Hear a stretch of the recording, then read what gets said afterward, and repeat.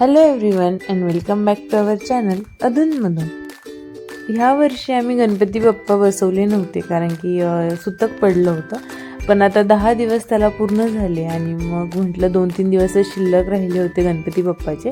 तर आज आम्ही विशाल गणपतीला जाणार होतो नगरमध्येच आणि त्यासाठीच मग घरच्या जास्वंदीला फुलं आले होते.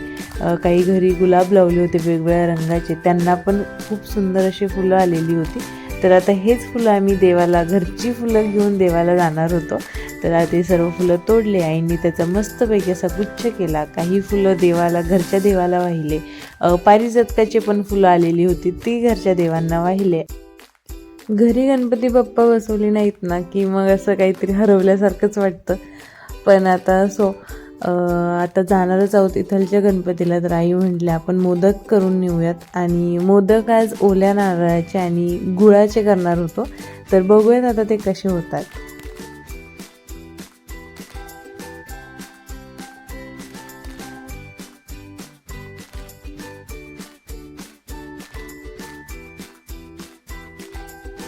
ओल्या नारळाचं खोबरं किसून घेतलं, त्यामध्ये चवीनुसार गूळ टाकला आणि गॅसवरती परतण्यासाठी ठेवलं. तोपर्यंत दुसऱ्या बाजूला थोडेसे ड्रायफ्रूट्स म्हणजे आपलं बदाम आणि काजू मिक्सरमधून काढून घेतले आणि त्यामध्ये टाकून छानपैकी परतवून घेतले. त्यामध्ये थोडीशी विलायची टाकली आणि अशा प्रकारे आपलं मोदकाचं सारण रेडी झालं.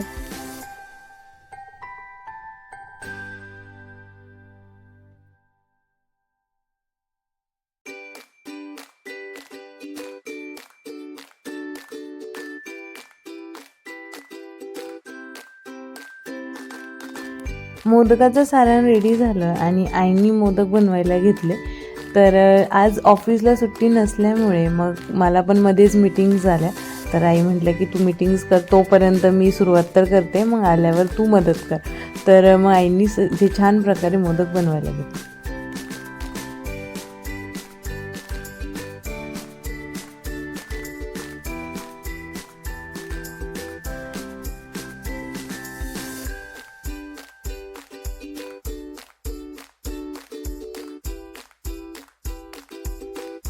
माझी मीटिंग संपवून मी खाली आले तर तोपर्यंत आईंचे खूप सारे मोदक बनवून झालते. मी पण आश्चर्यचकित झाली की एवढे सगळे मोदक कसं काय बनवले. तर ह्यांनी आईंना खूप सारी अशी मदत केली मोदक बनवण्यासाठी आणि एकदम छान प्रकारे दोघांनी मिळून मस्तपैकी असे मोदक रेडी केले.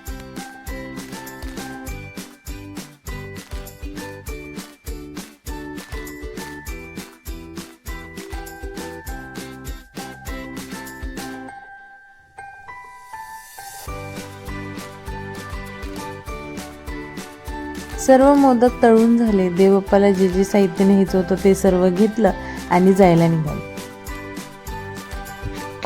चलो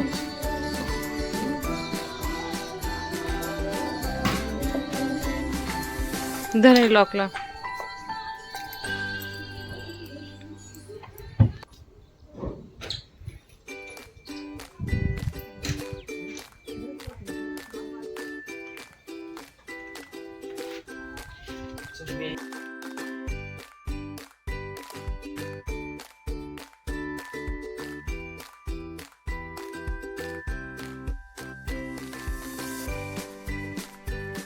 घरून निघालो आणि थोडं पावसाचंच वातावरण झालेलं होतं. आता गणपती बाप्पा उठायचेत म्हटल्यावर पावसाचं वातावरण तर होणारच. केडगावमध्ये आदियोगींची खूप छान अशी आरस मांडलेली होती आणि आता येता येता नगरमधून पर आरस बघूनच येणार होतो कारण की परत जायला मिळणार नाही आणि गणपती बाप्पा उठतील पण तोपर्यंत. तर म्हटलं बघूयात आज जसा टाईम भेटेल तसेच थोड्याशा काय होईना पण आरस बघून येऊयात.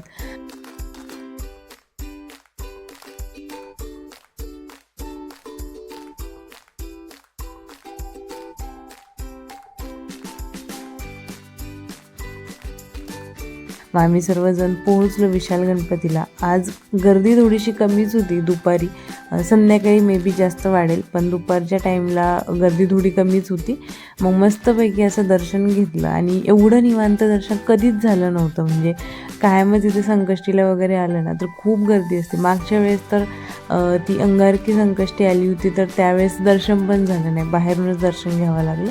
पण आज खूप छान प्रकारे असं दर्शन झालं.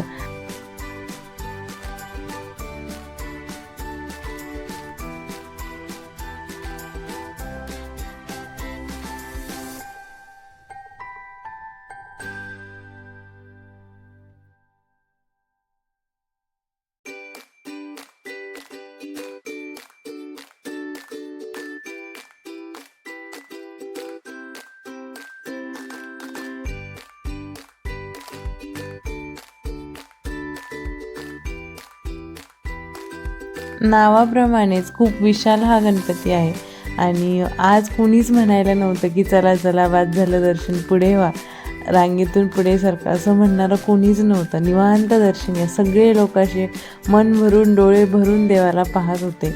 आम्ही सर्वांनी तिथं दर्शन घेतलं. नंतर आईंनी घरून जे मोदक आणले होते ते तिथे वाटण्यासाठी त्या मुलाकडे दिले.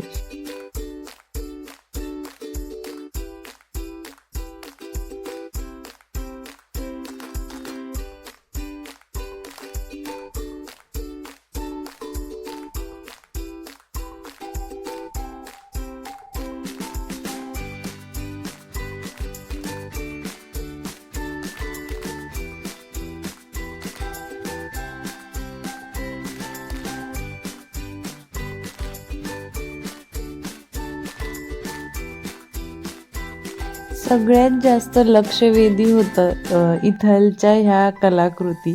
हे रांगोळीमध्ये काढलेलं होतं आणि त्याच्यावरती छोटे छोटे डिझाईन्स जे की आपण ज्वेलरी म्हणतो त्या ठेवलेल्या होत्या आणि हे सगळ्या देवींचे तिथे रांगोळी काढलं होतं. इतक्या सुंदर दिसत होत्या. म्हणजे आधी तर मला वाटलं ते पोस्टर टाईपच काहीतरी आहे, पण नंतर जेव्हा जवळून पाहिलं तर म्हटलं अरे बापरे, ह्या रांगोळी आहेत, हे नथ वगैरे खूप सुंदर. म्हणजे सगळ्यात जास्त आवडलेली मला गोष्ट तर तेच होतं. आणि ही धूप पहा ना, एवढी मोठी धूप त्या शेजारच्याच मंदिरात लावलेली होती. आम्ही सर्वांनी तिथे पाया पडले, थोड्या वेळ तिथे बसलो निवांत, प्रसाद वगैरे खाल्ला आणि मग तिथून यायला निघालो.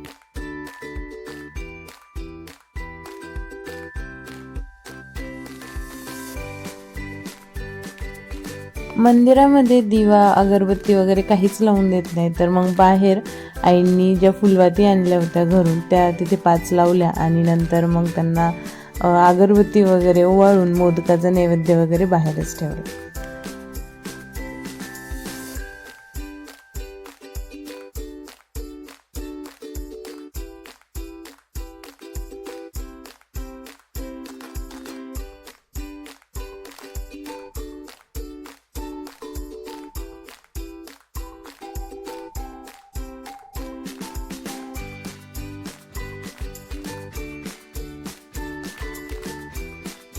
मंदिरामधून बाहेर आलो आणि जे मोठे गणपती आणि आरस दिसत होत्या त्या बघितल्या, कारण की परत यायला जमलं नसतं आणि मग परत गणपती बाप्पाच उठणार होते. मग म्हटलं चला आता जे दिसतंय ते बघून घेऊयात. इथे महादेवांची खूप सुंदर अशी आरस होती.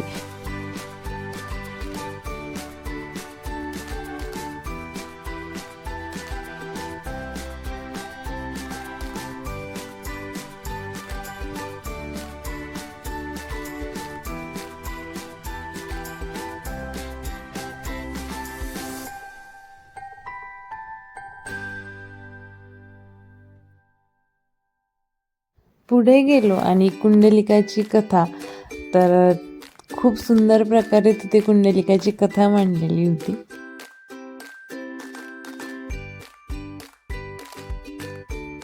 आम्हा सगळ्यांना खूप जास्त आवडलं ते म्हणजे हे अमरनाथ. तर खूप सुंदर प्रकारे, म्हणजे असं वाटत पण नव्हतं की आपण खरंच बाहेर एवढा प्रकाश आणि आतमध्ये बघा हे लायटिंग्स वगैरे खूप मस्त डेकोरेशन केलेलं होतं आणि खूप सुंदर प्रकारे ही कलाकृती मांडलेली होती.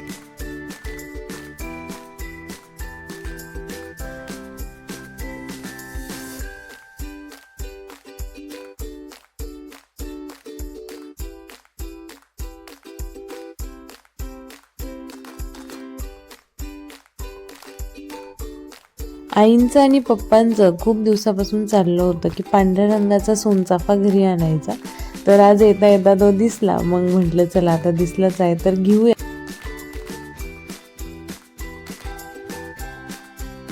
कायनेटिक चौकाचा राजा पाहूनच एकदम मन प्रसन्न झालं, कारण की खूप युनिक आयडिया होती. मागे कालिका माता आणि पुढे गणपती बाप्पा, नंतर असं हिरवगार सर्व वातावरण, फाउंटेन वगैरे खूप सुंदर प्रकारे बसवलेला हा गणपती होता.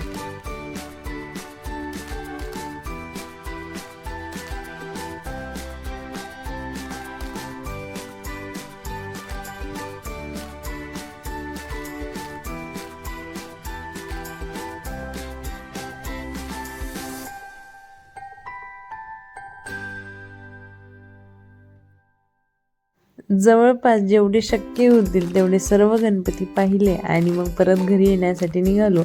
आणि घरी येता येता सगळ्यात सुंदर हा केडगावमधला देखावा जो की आहे आदियोगी. तर खूप छान प्रकारे त्यांनी ही आरस मांडलेली आहे आणि लायटिंगमध्ये तर खूपच सुंदर ती दिसते.